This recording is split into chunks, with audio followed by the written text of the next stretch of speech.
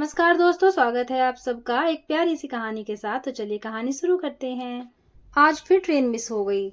बेटे, ये लेट लतीफी लापरवाही 30 की उम्र तक नहीं गई तो अब क्या ही जाएगी। अब बस से जाना पड़ेगा। चलो, हो सकता है कि ऊपर वाले ने कुछ सोचकर ही बस का सफर लिखा हो।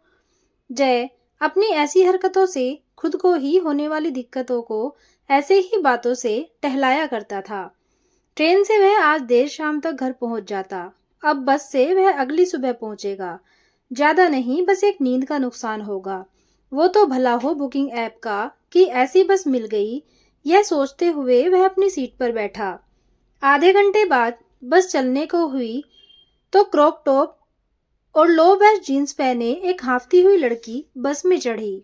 उस लड़की को देखकर न जाने क्यों जय के मन में आया कि काश यह मेरी बगल वाली सीट पर बैठ जाए। लेकिन वह लड़की जय के ठीक पीछे जाकर रुकी। उसकी सीट शायद जय के पीछे थी, जिस पर एक कपल बैठा था, जिनकी एक सीट जय के साथ थी। उस कपल ने लड़की को कन्विंस कर लिया था कि वह उनकी सीट ले ले। वह लड़की फाइनली जय की बगल में आकर बैठी तो उसे लगा कि यार, अगर पता होता कि मेरी जुबान पर सरस्वती बैठी है तो मैं कुछ और मांग लेता। शायद वह मन्नत भी पूरी हो जाती। अब बस चलने लगी थी। इससे पहले कि वह लड़की सो जाए, जय ने सोचा कि इसका नाम पूछ लेने में क्या हर्ज है। उसने बातचीत शुरू करने की गरज से कहा, हाय, माय नेम इज अजय। लड़की ने उसे पल भर को घूरा और फिर बोली कि आई एम सोमा। जय ने तपाक से अगला सवाल दागा कि आप कहाँ तक जा रही हैं।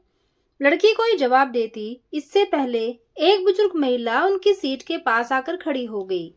जय ने उसकी ओर देखा तो वह महिला बोली कि बेटा, पीछे सीट पर बहुत झटके लग रहे हैं, मैं सो नहीं पा रही हूँ, क्या तुम पीछे बैठ जाओगे। जय उदास होकर अपना सामान समेट पीछे चला गया और आंखें बंद करके सोने की कोशिश करने लगा। कुछ देर में उसके कानों के पास एक कोमल आवाज गूंजती है, एक्सक्यूज मी, क्या मैं यहाँ बैठ सकती हूँ। जय ने आंखें खोलकर देखा है तो सोमा अपना बैग हाथ में लेकर उसकी ओर झुके हुए रिक्वेस्ट मोड में थी। वह सफाई देने के अंदाज में बोली, एक्चुअली वो आंटी जोर जोर से खर्राटे ले रही है और मैं सो नहीं पा रही हूँ। जय उसके लिए जगह बनाकर किनारे हो गया ताकि सोमा आराम से सो सके। अब जय के लिए सोना मुश्किल था। सड़क पर जलते रोड लैंप की लाइट बस की खिड़की से छनकर अंदर आती तो पल भर के लिए उसे सोमा की शक्ल दिखती। वह नींद में इतनी मासूम लग रही थी कि इसके लिए एक रात की नींद तो कुर्बान की ही जा सकती थी। रात को बस का एसी तेज होने पर सोमा बस सीट पर लेटी अपने आप में सिमटने लगी तो जय को उस पर बड़ा प्यार आ गया और उसने अपने बैग से एक बेडशीट निकाली ताकि सोमा को ठंड से बचाया जा सके। जैसे ही वह सोमा पर बेडशीट डालने लगा, बस को एक झटका लगा और जय सोमा के ऊपर आ गिरा। दोनों के होठ एक दूसरे से उलझ गए। ठीक उसी पल सोमा की आंख खुली। वह चीखना चाहती थी, लेकिन उसकी चीख जय के होठों तक सिमट कर रह गई। पल के सोवे हिस्से में जैसे जय को ख्याल आया कि कुछ गलत हो गया है। वह तुरंत अलग हटकर खड़ा हो गया। सोमा की आंखों में हजारों सवाल और अविश्वास तैर रहा था। अब जय समझ चुका था कि गड़बड़ हो गई है। उसने सोमा को समझाने की कोशिश की कि वह उसे बेडशीट उड़ा रहा था ताकि उसे ठंड न लगे। दोनों के बीच पैदा हुए अविश्वास ने सोमा के कानों में बात पहुंचाई कि यह चादर की ओट में किस करना चाहता था ताकि कोई और देख न सके। जय ने कहा कि मैंने कुछ नहीं किया, सारी गड़बड़ गड्ढे ने की है। सोमा ने सोचा कि अच्छा हुआ गड्ढा आ गया, वरना ये न जाने कब से अपनी आग बुझा रहा होगा। सोमा ने शोर मचाकर बस रुकवाई।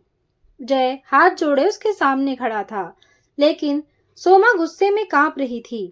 लोगों के जागने और बस की लाइट जलने तक जय बैग उठाकर बस से नीचे उतरा और नाक की सीध में गिरते पड़ते दौड़ लगा ली। इस हादसे के बाद कंडक्टर ने सोमा को सबसे आगे वाली सीट दे दी। बस में लाइट बंद नहीं हुई।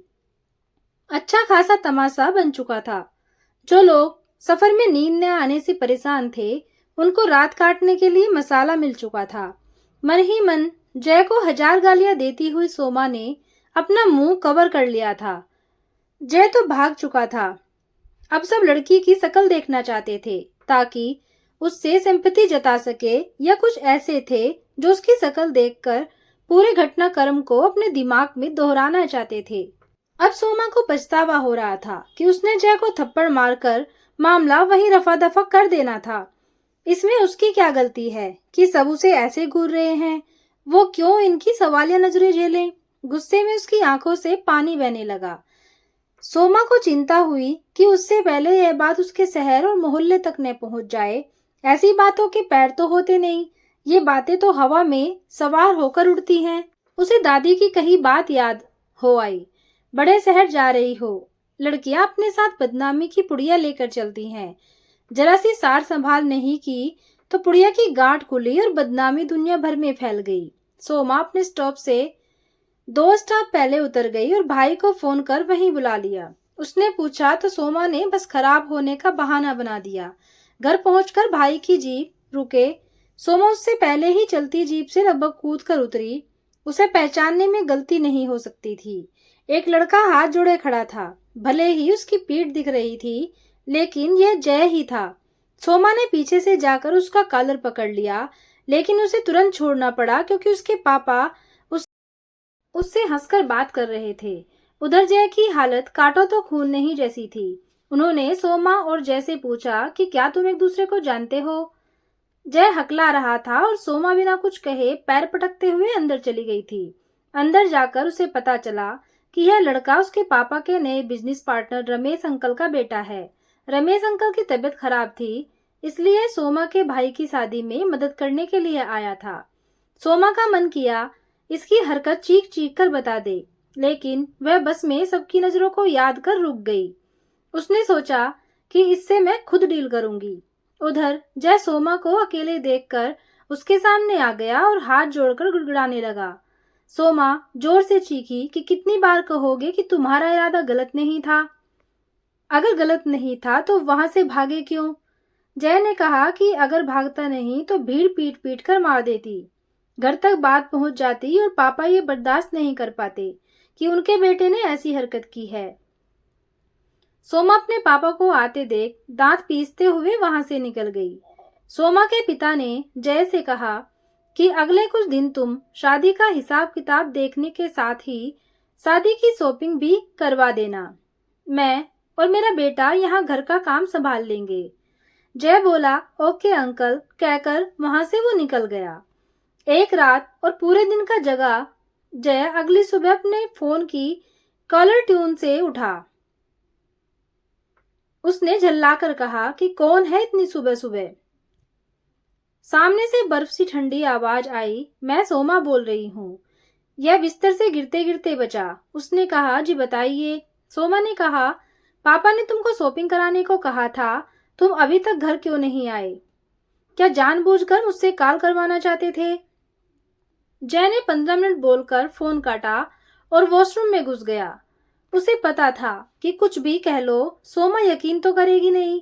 जैसे ही वह फ्रेश होकर निकला तो देखा कि कार गंदी पड़ी है। उसने बाइक की चाबी ली और चिल्लाते हुए बोला मॉम कार साफ करवा देना, कुछ दिन इसकी जरूरत पड़ेगी। जय को बाइक पर देखा। सोमा गुस्से से पैर पटकती हुई अंदर चली गई और साड़ी चेंज करके जींस टॉप में आई और धम से बाइक पर बैठ गई। जय की सिट्टी बिट्टी गुम थी। दिन भर धूप में खाक छानते छानते लास्ट दुकान में शॉपिंग करने में ज्यादा टाइम लग गया था। जय की बाइक नो पार्किंग एरिया से ट्रैफिक पुलिस टो करके ले गई। सोमा को यह पता चलते ही वह वापस दुकान में चली गई। जैसे तैसे दोस्त से तुरंत कार मंगवाकर जय सोमा को बुलाने अंदर गया। सोमा ने तंज कसते हुए कहा अच्छी जान पहचान बनाई है, इतनी जल्दी दोस्त से कार मंगवा ली।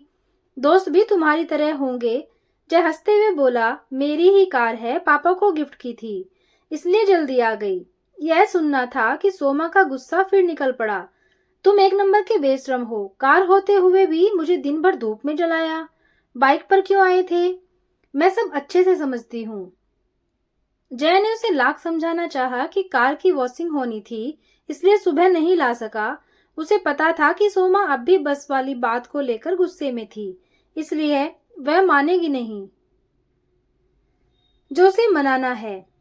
शादी की शॉपिंग पूरी कर कार्ड बांटने के लिए भी सोमा के पापा ने जय को उसके साथ भेजा। उन्हें घर लौटते हुए रात हो गई। सोमा के पापा ने जय को अपने यहीं रोक लिया था, क्योंकि कल सुबह सोमा और जय की फैमिली को उनके घर से 20 किलोमीटर दूर एक पूजा में जाना था। शाम को छत पर ड्रिंक करते समय जय ने सोमा के भाई और पापा को बस में हुई सारी वारदात बताई। जय ने कहा कि अंकल, मुझे तो सोमा देखते ही पसंद आ गई थी और अपनी पसंद की लड़की के साथ ऐसी ओछी हरकत करना कौन बेवकूफ करेगा भला। लेकिन सोमा इस दिन के बाद से हमारे बीच हर चीज को शक की नजर से देख रही है और हमारे बीच गलतफहमी बढ़ती ही जा रही है। जय ने कहा, मुझे पता है कि मैं कुछ भी कर लूं, सोमा के मन की गलतफहमी मैं कभी दूर नहीं कर पाऊंगा, लेकिन मेरे मन में इस बात को लेकर बड़ा बोझ था। मैं आप में से किसी से भी नजरें नहीं मिला पा रहा था। आप तो कम से कम मुझ पर यकीन करते हैं ना?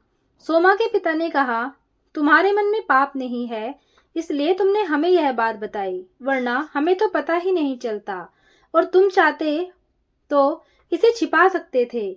हमें तुम पर यकीन है। उन तीनों को नहीं पता था कि दीवार के पीछे खड़ी सोमा यह बात सुन रही थी। उसके चेहरे पर भी सच जानकर सुकून भरी मुस्कुराहट और आंखों में आंसू थे, जैसे किसी आरोपी पर जज को भरोसा हो और उसके निर्दोष साबित होने से जज को खुशी हो। उन तीनों के सामने आने से पहले सोमा ने अपने आंसू पोंछे और कहा, पापा, मेरे लिए भी एक ड्रिंक बनाइए और इस इंसान को हमारे घर में मत सुलाना। आजकल किसी का भी भरोसा नहीं कर सकते। यह सुनते ही जय फिर से रुआंसा हो गया और उसके पापा और भाई की तरफ देखने लगा। उसकी शक्ल देखने के बाद सोमा बड़ी मुश्किल से अपनी हंसी कंट्रोल कर सकी। उसने मन ही मन कहा, बच्चू, जितने दिन तुमने मुझे परेशान रखा है, मैं उसका गिन गिन कर बदला लूंगी। तो दोस्तों, ये थी छोटी सी कहानी। आपको कैसी लगी कमेंट करके जरूर बताएं। कहानी को पूरा सुनने के लिए धन्यवाद।